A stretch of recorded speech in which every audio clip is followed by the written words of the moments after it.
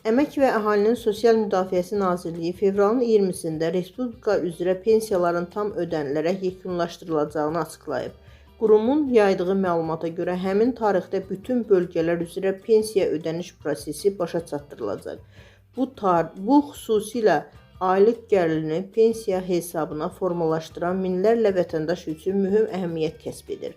Bildirilib ki, fevralın 20-sində yalnız ümumi əsaslarla təyin edilmiş pensiyalar deyil, həm də güzəştli şərtlərlə pensiya hüququna malik şəxslərin ödənişləri həyata keçiriləcək. Buraya ağır və zərərli sahələrdə çalışmış şəxslər, xüsusi xidmətləri olan vətəndaşlar və qanunvericiliklə nəzərdə tutulmuş digər kateqoriyalar daxildir. Bu addım sosial təminat sistemində vahid və şəffaf mexanizmin tətbiq olunduğunu göstərir. Xüsusi diqqət çəkən məqamlardan biri isə pensiyaların indeksləşdirilməsi ilə bağlıdır. 1 yanvar 2026-cı ilədək təyin edilmiş bütün növ pensiyalar ilin əvvəlindən 9,3% artırılıb.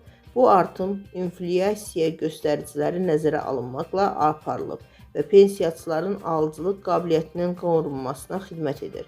Fevral ayının ödənişləri artıq bu artımlar tətbiq olunmuş şəkildə veriləcək. Bununla yanaşı indeksləşdirilmə üzrə yanvar ayına düşən artım məbləği də fevral pensiyasına əlavə ediləcək. Yəni, vətəndaşlar fevral ayında həm cari ayın artırılmış pensiyasını, həm də yanvar ayı üzrə yaranmış fərqi alacaqlar. Bu isə pensiyaçıların büdcəsinə əlavə dəstək deməkdir. Mövzunu müzakirə edərkən qeyd etmək lazımdır ki, son illər pensiyaların mütəmadi indeksləşdirilməsi sosial siyasətin əsas istiqamətlərindən biri kimi təqdim olunur. Artan qiymətlər fonunda pensiya məbləğlərinin artırılması əhalinin sosial rifahına birbaşa təsir göstərir. Lakin bəzi ekspertlər hesab edir ki, indeksləşdirmə faizi real bazar qiymətləri ilə daha sıx uzlaşdırılmalıdır ki, artım vətəndaşın gündəlik xərclərində daha aydın hiss olunsun.